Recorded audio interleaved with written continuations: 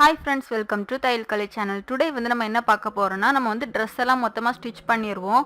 நம்ம வந்து கரெக்ட்டா ஸ்டிட்ச் பண்ணதுக்கு பிறகு வந்து எக்ஸ்ட்ரா துணி கட் பண்ணி தான் நம்ம எடுத்தனால ஈஸியாவே நூல் பிரிஞ்சிரும், துணியில உள்ள நூல். அது வந்து எப்படி பிரியாம நம்ம வந்து ஸ்டிட்ச் பண்ணதுன்னு தான் இந்த வீடியோல பார்க்க போறோம். ஃபர்ஸ்ட் வந்து நான் இந்த ப்ளவுஸ்க்கு ஷோல்டரை வந்து நான் ஸ்டிட்ச் பண்ணி காட்டுறேன். அதுக்காக வந்து நம்ம ப்ளவுஸ்ல ஏற்கனவே வந்து லைனிங் வச்சு தான் ஸ்டிட்ச் பண்ணியிருக்கோம். லைனிங் பக்கம் சேர்ந்துருக்கிறது மாதிரி ப்ளவுஸை வைக்கணும். ஷோல்டர்ல வந்து கரெக்டா நம்ம வந்து ஒரு 1/4 இன்ச்சுக்கு ஒரே ஒரு தையல் மட்டும் தைக்கணும். இப்போ வந்து நம்ம ஸ்டிட்ச் பண்ணி முடிச்சிட்டோம். இனி இந்த துணியை வந்து நம்ம வந்து நல்ல பக்கம் சேர்ந்துருக்கிறது மாதிரி இந்த துணியை வைக்கலாம். ஏற்கனவே இந்த துணியில ஷோல்டரை வந்து மேலே வந்து 1/4 இன்ச்சுக்கு ஸ்டிச் பண்ணியிருக்கோம்.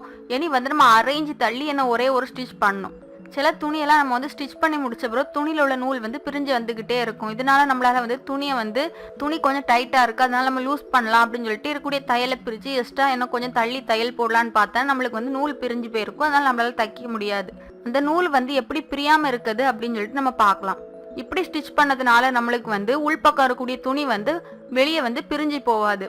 நம்ம வந்து ஷோல்டர்ல வந்து ஸ்டிச் பண்ணும்போது இப்படி வந்து நம்ம ஸ்டிச் பண்ணியிருக்கோம். நம்மளுக்கு வந்து பாடி பார்ட்லாம் வந்து நம்ம ஸ்டிச் பண்ணும்போது எப்படி ஸ்டிச் பண்ணோம்னா அதே மாதிரி தான், ஆனால் இதில் கொஞ்சம் வித்தியாசமா இருக்கும். ஃபர்ஸ்ட் வந்து ராங் சைடு சேர்ந்துருக்கிறது மாதிரி வச்சு 1/4 இன்ச்சுக்கு ஸ்டிச் பண்ணணும்.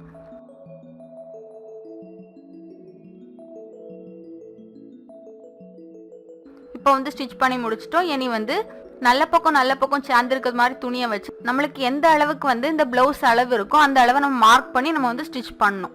இப்படி ஸ்டிச் பண்ணதுனால நம்மளுக்கு வந்து பிளவுஸ்ல இருக்கக்கூடிய நூல் வந்து பிரிஞ்சு போகாம இருக்கும். இப்போ வந்து நம்ம பட்டு சாரியில வந்து பிளவுஸ் ஸ்டிச் பண்ணுவோம்னா அதில் உள்ள நூல் எல்லாம் ஈஸியாவே பிரிஞ்சு போயிடும். இதே மாதிரி நம்ம வந்து ஸ்டிச் பண்ணா நம்மளுக்கு வந்து நூல் எதுவுமே பிரிஞ்சு போகாது. பிளவுஸை வந்து நம்ம ரொம்ப நாளைக்கு யூஸ் பண்ணலாம். இந்த வீடியோ உங்களுக்கு பிடிச்சிருந்தா லைக் பண்ணுங்க, ஷேர் பண்ணுங்க, மறக்காம சப்ஸ்கிரைப் பண்ணுங்க.